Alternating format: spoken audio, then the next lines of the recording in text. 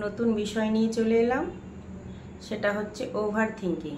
Over thinking বলার পর তোমাদের মনে হয়ে হবে, বুঝতেই পারছো আমি কি বলতে পারছি, বেশি বেশি ভাবনা চিন্তা। সেটা ভালোও হতে পারে, খারাপও হতে পারে, কিন্তু আজকের সমাজে ভালোটা খুব কমই ভাবে মানুষ, উল্টো পাল্টা ভাবতে থাকে। তোমার খুব চাকরির দরকার, একটা ইন্টারভিউ দিতে যাচ্ছ যখন, তখন কিন্তু তুমি মাথার মধ্যে ভাবতে আছো, আমি ইন্টারভিউতে পারবো তো, আমি কি চাকরিটা পাবো, চাকরিটা যদি না পাই, আরে বাবা তুমি তো যাচ্ছ সেই ইন্টারভিউটা দিতে, আগে দেখো সেটা কীরকম হচ্ছে না হচ্ছে, আগেই আমরা ভাবতে থাকছি পাবো কি পাবো না, না পেলে কি হবে, পেলে কি হবে, এগুলোকেই বলছি ওভার থিঙ্কিং। কিন্তু মানুষের মধ্যে সেই ওভার থিঙ্কিংটা এসেই থাকে। সেটাকে কিভাবে আমরা ফেস করব বা কিভাবে সেই জিনিসটা থেকে বেরিয়ে যাব, সেটাই নিয়ে আজকে তোমাদের সাথে কথা বলতে এসেছি। সেই ওভার থিঙ্কিং দু তিন রকমভাবে হতে পারে, বা বিভিন্ন মানুষের বিভিন্ন রকম ভাবনা থাকতে পারে। সেই ভাবনাটার বেসিসে তোমাদের সাথে কথা বলতে চাইছি কোনো একটা বিষয় নিয়ে। সেটা চাকরির ক্ষেত্রে হতে পারে, পড়াশোনার ক্ষেত্রে হতে পারে, বাচ্চা মানুষ করার ক্ষেত্রে হতে পারে, বিভিন্ন রকমভাবে মানুষের ওভার থিঙ্কিং হতে পারে। সেটা থেকে কিভাবে বেরোবো?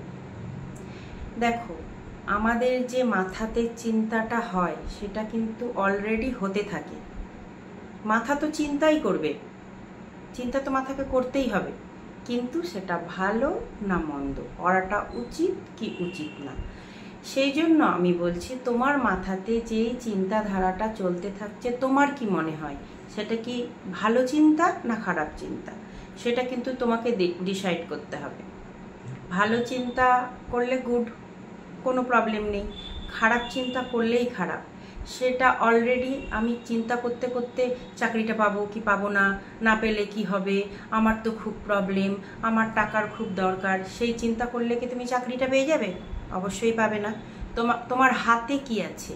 তোমার হাতে আছে চাকরিটাকে পাওয়ার জন্য ভালো করে ইন্টারভিউ দেওয়া। সেই জন্য তোমাকে ভালোভাবে প্রিপারেশন নিতে হবে। প্রিপারেশন তুমি ভালোভাবে নিয়ে গেলেই পারবে।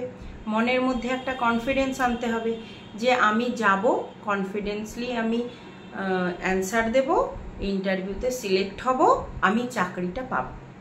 অলওয়েজ নেগেটিভ জিনিস ছেড়ে পজিটিভ জিনিসগুলোকে ভেতরে নিয়ে আসতে হবে। অনেকেই ভাবে না না আমি পাবো না, ছি এটা করছি না, এটা করা উচিত না, এগুলো কোনো কিছুই মাথার মধ্যে আনার দরকার নেই। তোমাকে সবসময় পজিটিভলি ভাবতে হবে, আমি পারবো, আমি পারবো।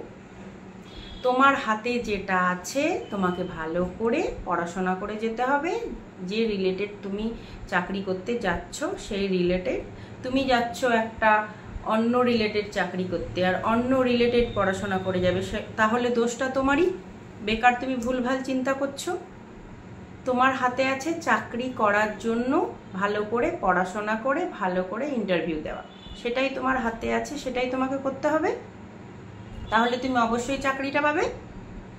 ভুলভাল মাথাতে চিন্তা আসতে দেওয়াটাই উচিত না।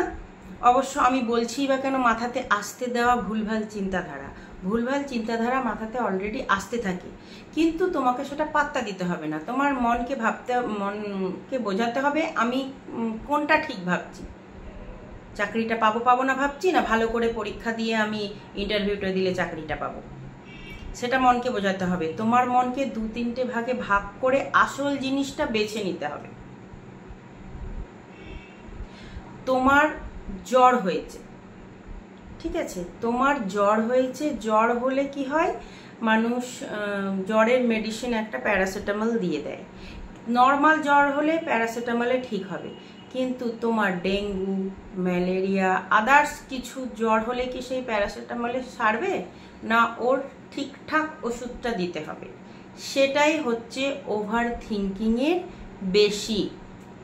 ওভার থিঙ্কিংটা হচ্ছে তোমার জ্বর হয়েছে, তোমার জ্বরটা কি কারণে হয়েছে সেটা কিন্তু তোমার মনের মধ্যে ওই চিন্তাধারাটা কি কারণে আসছে সেটাই হচ্ছে তোমার জ্বরের কারণ।